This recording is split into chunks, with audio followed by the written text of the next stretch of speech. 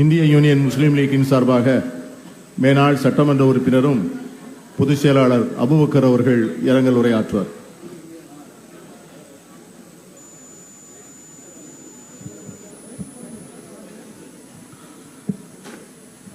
தலை சிறந்த பொருளாதார மேதையும் காங்கிரஸ் பேர் இயக்கத்தினுடைய மாபெரும் தலைவராக விளங்கிய டாக்டர் மன்மோகன் சிங் அவர்களுடைய மறைவையொட்டு தமிழ்நாடு காங்கிரஸ் கமிட்டியினுடைய தலைமை நிலையத்தில் நடக்கக்கூடிய இரங்கல் கூட்டத்திற்கு தலைமையேற்கக்கூடிய காங்கிரஸ் கமிட்டியினுடைய தலைவர் அருமை அண்ணன் செல்வ பெருந்தை அவர்களே, தொகுத்து வழங்கி வரக்கூடிய எண்ணம் நெஞ்சமெல்லாம் நிறைந்த அருமை அண்ணன் பீட்டர் அல்போன்ஸ் அவர்களே, மார்க்சிஸ்ட் கம்யூனிஸ்ட் கட்சியினுடைய மாநில செயலாளர் ஐயா பாலகிருஷ்ணன் அவர்களே, இந்திய கம்யூனிஸ்ட் கட்சியினுடைய மாநில செயலாளர் அருமை மாமா முத்தரசன் அவர்களே, மனிதநேய மக்கள் கட்சியினுடைய பொதுச் செயலாளர் சட்டப்பேரவை உறுப்பினர் அப்துல் சமத் அவர்களே, காங்கிரஸ் கட்சியினுடைய மூத்த தலைவர்களே, அருமை பெரியவர்களே, சட்டமன்ற நாடாளுமன்ற உறுப்பினர்களே, மறைந்த மாமேதை டாக்டர் மன்மோகன் சிங் அவர்களுக்கு இந்திய யூனியன் முஸ்லீம் லீக்கின் சார்பிலும் எங்களுடைய தேசிய தலைவர் பேராசிரியர் காதர் மைதீன் அவர்களின் சார்பிலும் ஆழ்ந்த இரங்கலை இங்கே பதிவு செய்கின்றோம். மன்மோகன் சிங் அவர்களுடைய இணைப்பு காங்கிரஸ் கட்சிக்கு மட்டும் பேரிழப்பல்ல, அவரோடு நீண்ட நெடிய தொடர்போடு இருந்த இயக்கம் இந்திய யூனியன் முஸ்லீம் லீக் 10 ஆண்டு காலம் அவர் பிரதமராக இருக்கும் பொழுது அவரோடு வெளிவிவகாரத்துறையினுடைய இணையமைச்சராக இருந்தவர் எங்களுடைய தேசிய தலைவர் அகமது அவர்கள். எப்போதெல்லாம் பிரச்சனைகள் வருகின்றதோ அவரை சந்திக்கும் பொழுது ஆறுதலான வார்த்தைகளை சொல்லி உடனடியாக நடவடிக்கை எடுத்ததையெல்லாம் இன்றும் நன்றி உணர்வோடு இந்த நல்ல நேரத்திலே பதிவு செய்கின்றோம். 2004ஆம் ஆண்டு அவர் பிரதமராக பொறுப்பேற்ற பொழுது முஸ்லீம் எம்பிக்கள் எல்லாம் குழுவாக சென்று அவர்களை எங்களுடைய தலைவர் பேராசிரியர் காதர் மைதீன் அவருடைய தலைமையில் சென்று சந்தித்தார்கள். சந்தித்து பல்வேறு பிரச்சனைகளை பற்றி சொன்னார்கள். உண்மையாகவே இந்திய முஸ்லீம்களுடைய நிலை என்ற நிலையில் இருக்கின்றது என்பதை ஆய்வு செய்வதற்கு ஒரு கமிட்டியை ஏற்படுத்துங்கள் என்று சொன்னார்கள்.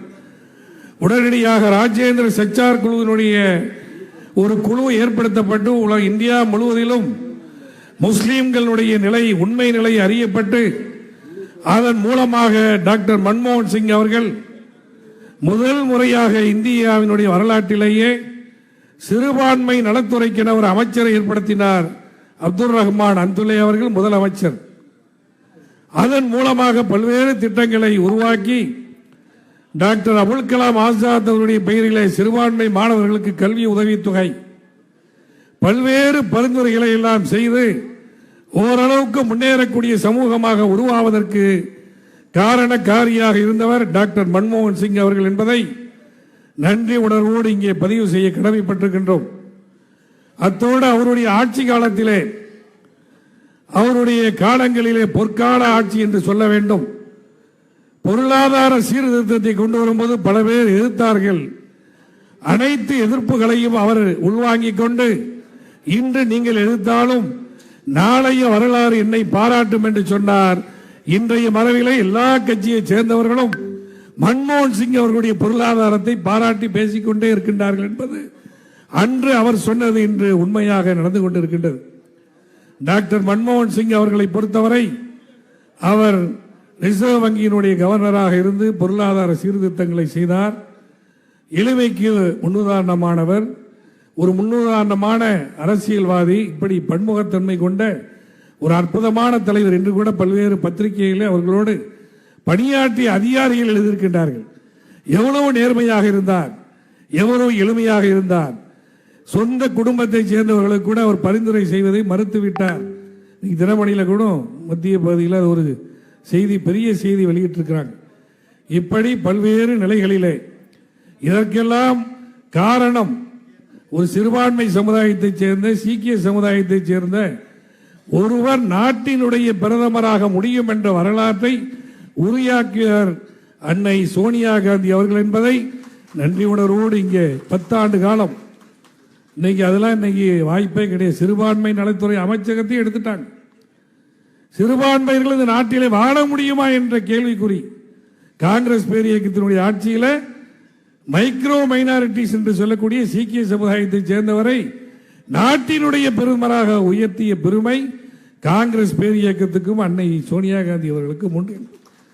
இதெல்லாம் ஒரு உலக நாடுகளுக்கு சொல்ல வேண்டிய செய்திகளாக இருந்து கொண்டிருக்கின்றது. பல்வேறு தலைவர்கள் இங்கே பேச இருக்கின்றார்கள். தமிழ்நாட்டுக்கு எண்ணற்ற திட்டங்களை கொண்டு வந்தார். இன்னைக்கு ஹைவேஸ்ல இன்னைக்கு இங்கேருந்து கிளம்பி கன்னியாகுமரிக்கு நாம ஒரு 8 மணி நேரம் 9 மணி நேரத்தில் போறோம்னு சொன்னா அந்த திட்டங்களை எல்லாம் வழிவகுத்து கொடுத்தவர். சேது சமுத்திர திட்டத்திற்கு நடைமுறைப்படுத்துவதற்கு சாத்தியக்கூறுகளை உருவாக்கி கொடுத்தவர்.